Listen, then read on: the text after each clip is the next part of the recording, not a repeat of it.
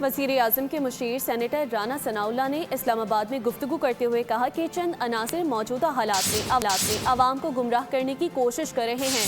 پوری دنیا کو اس وقت توانائی کے چیلنج کا سامنا ہے۔ پیٹرولیم مصنوعات کی قیمتوں سے پاکستان بھی متاثر ہو رہا ہے۔ حکومت عوام کو ریلیف دینے کے لیے اقدامات کر رہی ہے۔ گڈز ٹرانسپورٹ کے کرایوں کو مستحکم رکھنے کے لیے سبسڈی دی جا رہی ہے۔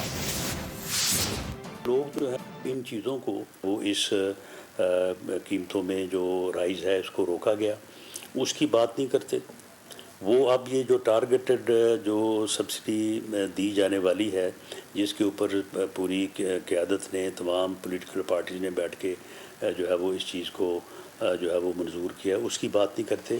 وہ اپنے سیاسی ایجنڈے کو جو ہے وہ آگے آنے کے لیے وہ جو ہے وہ اس قسم کا پروٹیسٹ کرنا چاہتے ہیں یا لوگوں کو گمراہ کرنا چاہتے ہیں کہ جی یہ حکومت کے خلاف پروٹیسٹ کیا جائے۔ سبسکرائب کریں اور بیل دبائیں تاکہ کوئی خبر رہ نہ جائے۔